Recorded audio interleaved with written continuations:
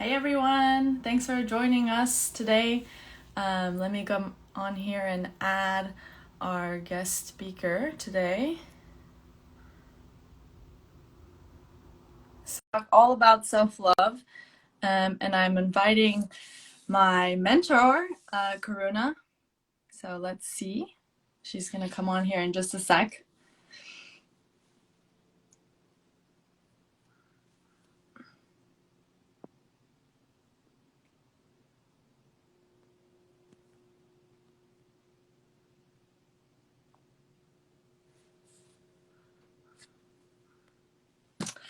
Excited for you guys to Hi, connect. This is our first Instagram live, and we're gonna be talking about all things self-love. Hey Karuna, how are you?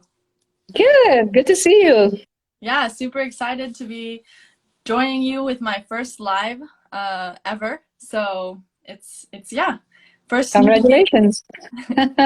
getting out of the comfort zone, and we're going to hear today talking about self-love, which is a topic that, as many of you know, is super complex and has many layers to it. So we're going to keep it to a part one for today. So Karuna is a hypnotherapist, a life coach, and an energy healer. So Karuna, anything else you'd like to share to introduce yourself to our audience today? Uh, I am excited to be here, first of all. So thank you for inviting me. And yes, I have a center called Karuna Healing Center. And I also do past life regression and a soul work. I'm Sorry super about that. excited that you're, willing to do this with me. As you know, you're one of my biggest mentors, and I've learned so much from you. So let's dig in. What for you is the definition of self-love? And for those of you watching the live or the replay, feel free to share in the comments what is your definition of self-love. All right. So I think that's such a beautiful topic, actually, and it has so many different aspects. But the way I want to put it is at some level of our consciousness, each one of us is actually looking for love and to be loved. And that's, I think, an inherent desire of a soul. And we are looking to manifest it in different ways, whether it's love of food or love of shopping, or it's a love that we want from a person or from family. But we are constantly looking to manifest love in our life from different sources. But anytime you're looking for love from outside of ourselves through, say, for example, clothes you buy. So you feel good when you buy the clothes and you feel the love of wearing it, but after a while it just dies away. Right. So most of the time when we are getting things from outside, love, then we are not able to sustain that love for a long time. It just goes away. And it happens in relationships too, right? You have love initially in a relationship, and many times over time, the love becomes less and less. So I think one of the paradigm shift that we need to look is, unless you can experience self-love, you really cannot manifest love outside, which will remain for a long time.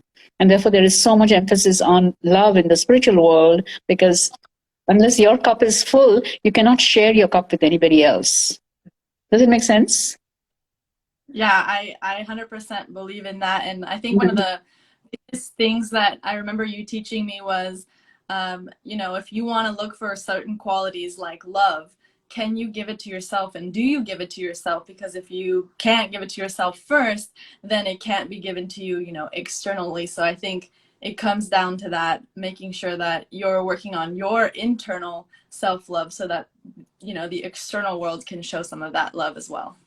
Yeah, it's almost like you're a magnet, and to magnetize love towards you, you have to magnetize your own self with love. And when you are filled with love for yourself, when you are in love with yourself, it's so difficult. If you are in love with yourself, then you don't really have to work hard. Love will just come into your life, right? It's just a natural thing. Just like a magnet, it's natural to attract iron towards it, right? Same thing when you fill yourself with love. So actually, maybe we need to talk a little bit about what does loving yourself mean, right? It's love is also a word which we have uh, assigned many meanings to it.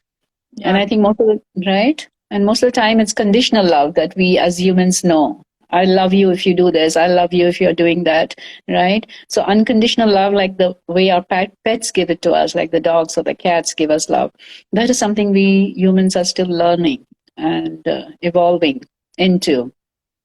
But loving yourself in simple terms would be loving yourself just the way you are, with your strengths, with your weaknesses, with the body you have, with the life you're leading, with the experiences you're having.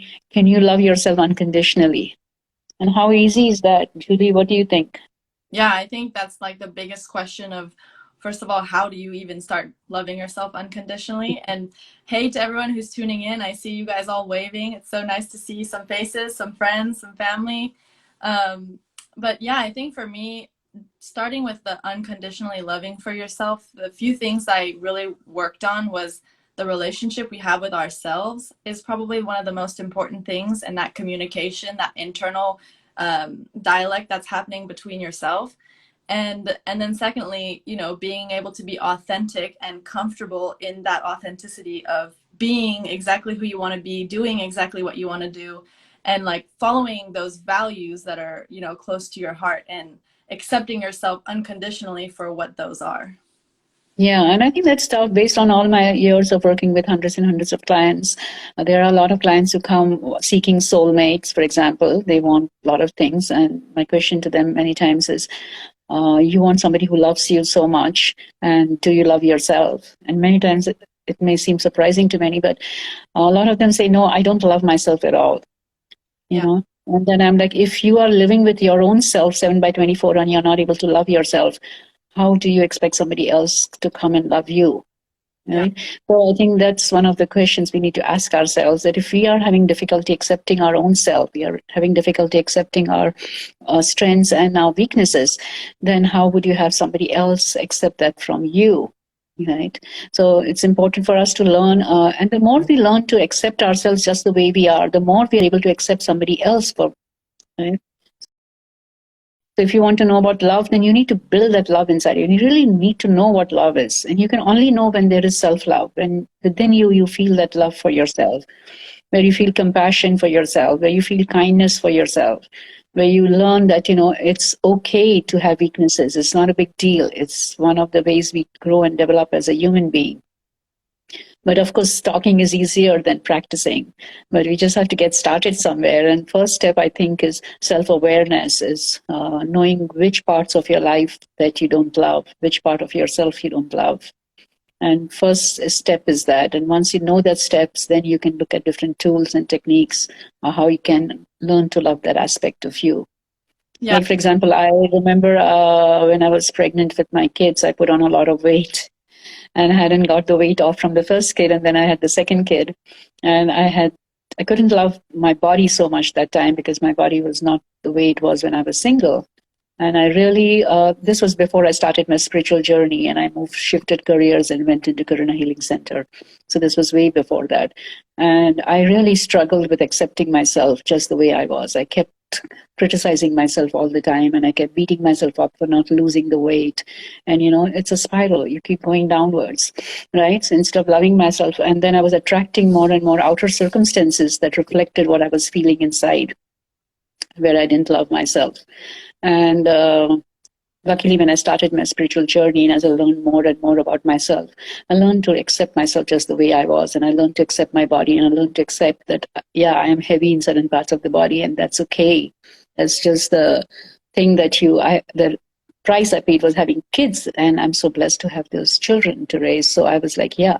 And as I learned to love my body more and more, it started becoming more aligned to becoming strong and healthy again, right? Because when you're beating your body up, you're making it weaker and weaker.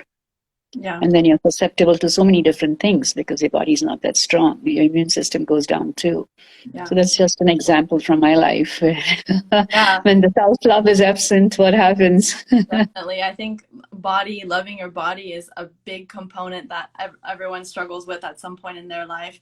Um, Hmm. that's a great example of when you're gaining weight and having kids. For me, as you know, I've been an athlete for all my life. And, same thing with me, even though you're an athlete and you're fit and whatever, doesn't mean that you necessarily love your body anymore. And I think I also went through that whole struggle of how much do I really love myself.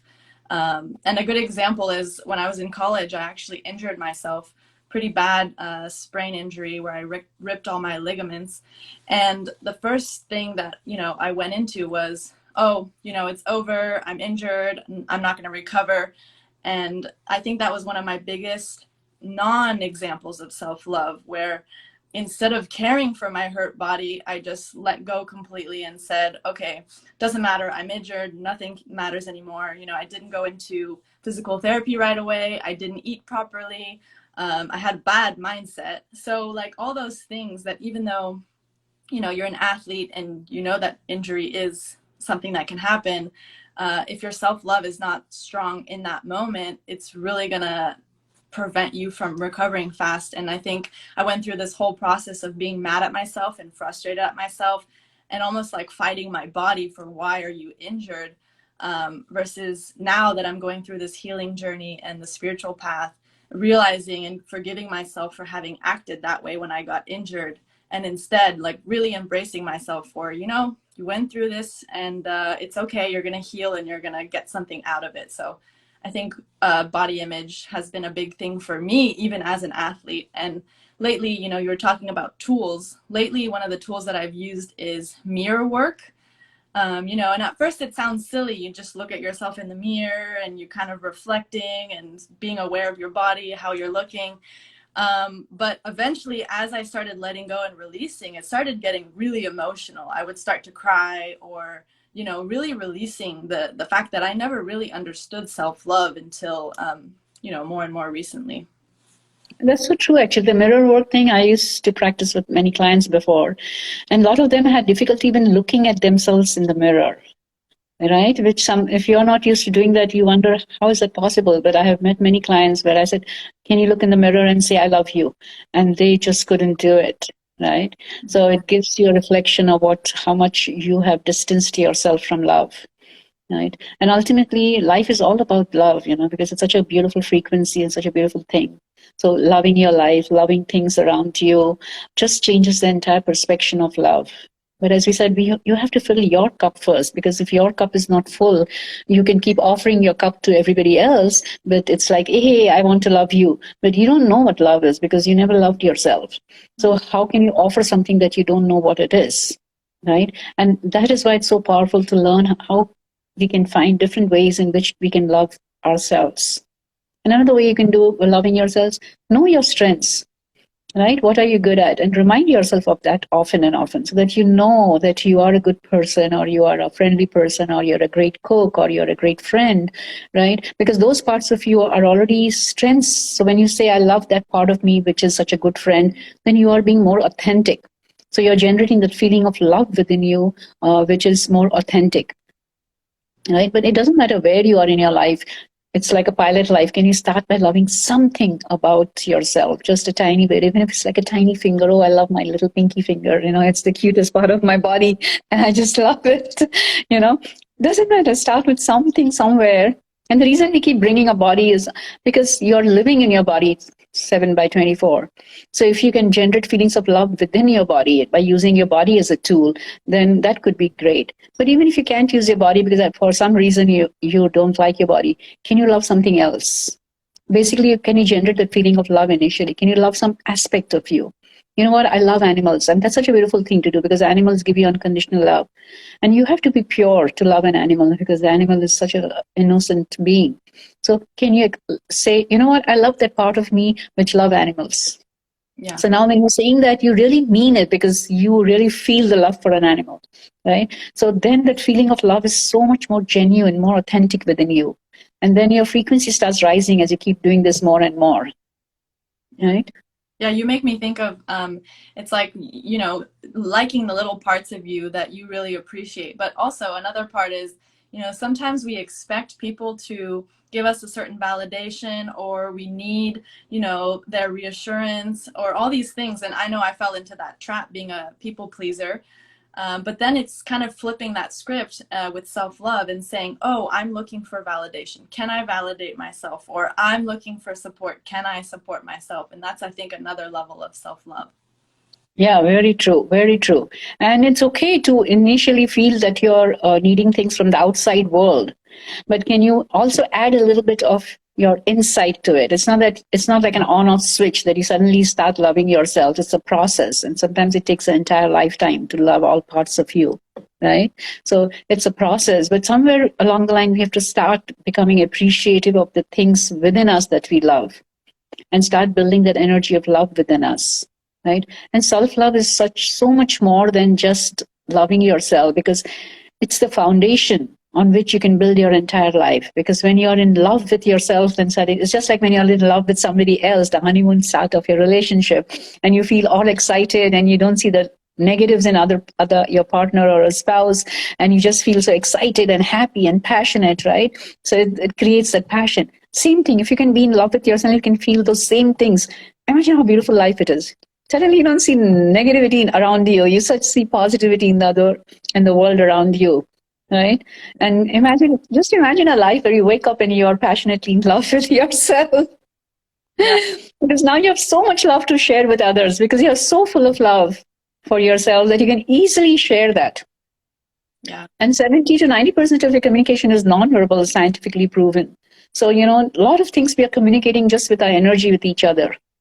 That's why we feel a rapport with certain people, and with certain people, we just don't feel any rapport.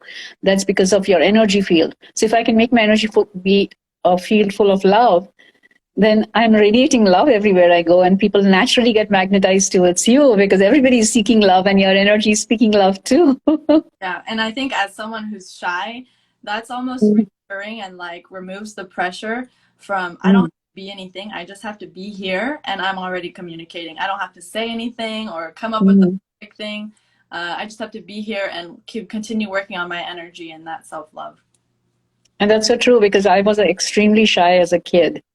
And it was so difficult for me to speak. And yet people would come and tell me all their problems, right? Because my energy was more open to listening, right? And I think listening is also a great skill to have, because then you can see beyond the words of a person and you can actually sense what they are trying to say. Mm-hmm. So I think listening skills, and that also I think is part of self-love too, when you can quiet yourself enough to just listen to your own self. What do you really want?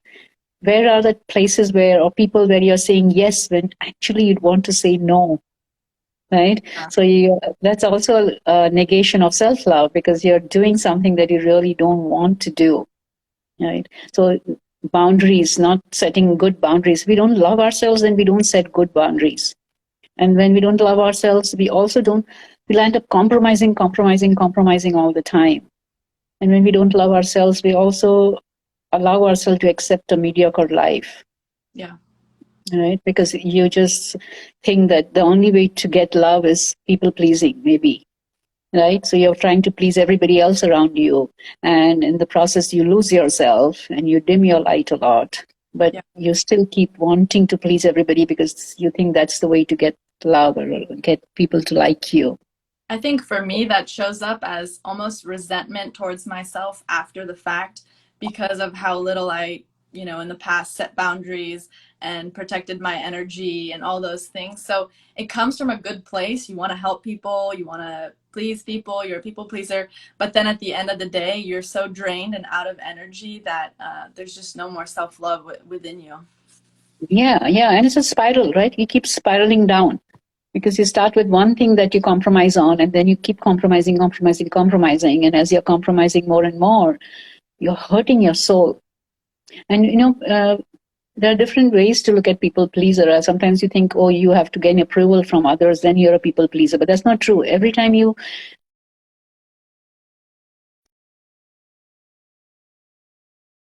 thinking, then you are a people pleaser, right? And I think that was something, a discovery for me also, because I never thought I was a people pleaser. But when I realized, oh my God, I compromised so many times. Based on the belief systems that I had developed over the years, that as a woman, my job is to take care of my family, take care of my spouse, take care of my relatives, and that is most important job that I have to do as a woman. And then I went about trying to do that all the time, even though my heart was not in it many times, right? And I kept doing it, and even with my children, and I would do that, right? I would put their needs way in front of mine, and then I would let go what I wanted to do what they wanted to do. And then in the process, I kept hurting, and then your energy keeps getting drained because you're hurting yourself more over and over again by saying, okay, their needs are higher than my needs. Yeah. Right? But that's also a subconscious way of people pleasing, because you're trying to please your kids versus trying to please, bringing a balance between the relationship. Yeah. Yeah. Yeah, and a big part is like you were saying, how society perceives parents or moms, what they're expected to do, and there's that whole conversation. So I know we talked about the self-love, has a deep concept and like a deeper meaning, and then of course a lot of people associate self-love with bubble baths, getting their nails done, getting a massage, which of course it is as well. But how can you tell our audience how to work on the self-love that's deeper than just getting a massage, getting your nails done, and really building that relationship with yourself? What would be one of the simplest tools that we can end with here, to give our audience something to work on? Yeah, and taking self-care is, of course, an important part of self-love, right? Taking care of yourself. But the intention behind that is most important. Are you taking care of yourself because you want to look good for others? Or whether you're taking care of it because you want to look good for yourself, right? So the intention will determine whether it's self-love or it's, again, people-pleasing, right? And so self-care, again, we have to look at the motives behind it. And I think one of the simplest thing you can start doing from today is create a story about who you are. And because where we focus is where our energy flows. So most of the time, we are not focusing on the good aspects of ourselves. We are focusing on our negative aspects more and more. I'm saying, can we reverse that and say, okay, what's my story? Who am I? Do I know it? Wherever you are, you can get like, I can say, I'm a person who works from my heart all the time. I really love what I do, and I really care about myself, therefore I'm able to care about others more, right? I do things out of kindness or compassion or whatever you have your feelings. Can you take a few minutes in a day and recount your story to yourself? Start by saying, you know what, I'm this kind of a person. I'm a person who loves to bake, and I'm a person who loves to clean, and I am a person who loves to uh, be kind and compassionate, and I'm a person who's very friendly. Can you make a story about who you are from your positive side? And can you remind yourself of this story often and more often, maybe every few, 3, 4 hours, and 3, 4 times in a day? Because that will help to build up love for yourself, because you'll realize, you know what, I'm a worthwhile person, irrespective of what others are saying. Right? And sometimes I'm doing things and people think you're being unkind, and I'm thinking to myself, and no, I didn't mean anything unkind out of that. So then I can rest. I'm not worried about what they thought, because I know my intentions more clearly than they know. Right? So once you get to know yourself more and more, you will find that you can appreciate yourself more and more. And appreciation is part of self-love process, right? The self-love has so many different processes. Acceptance, right, is another part of it. Can you accept yourself for the way you are? And I think that story, if you can create a story for yours, I think that would be one of the simplest tools I can tell you, but extremely powerful tool. Yeah, I Right? mean, it's been a year now that I've been working with you, Karuna, and I remember when we did that exercise, and it's only been built, more and more upon of what that story is. And I think another thing I want to share that you really brought to my attention was, when you have these attributes of who you are, for example, you're a person who listens, deeply, and then all of a sudden there's an incident that happens where someone says, you're not a good listener. You can, take it into consideration, but not completely lose your self-worth or self-confidence, because you remember, Mm-hmm. oh, I wrote my story, and my story is that, I know that I'm a good listener. So maybe, something happened in that incident where maybe you could have listened more, but it no longer shatters your total confidence and identity, because you've written the story of who you are, you know who you are. And yeah, like you said, you can only build upon that. It's only something that you're going to get, more and more. And I think the more aware you are of yourself, who you are, what you like, what you do, the more you gain that self-love and that self-confidence. Yeah, and I think that's a building block. I think first you have to know who you are before you get to know who others are, right? And that should be your building block. So I think maybe in the next few times we meet and we do this live sessions, we can take one aspect of self-love and drill a little more deeper into it, what it means. For example, self-acceptance. What does self-acceptance mean? And how do you accept yourself more and more, right? So we can kind of build from there, and hopefully it will help some people out there. Definitely. Thanks so much for taking the time to talk with us today. And if you guys would like a part 2, share in the comments, and we'll come back and keep going on with this topic that is so deep and so full of different aspects. Thank you. Thanks so much. See you guys later. See you guys. Bye. Bye.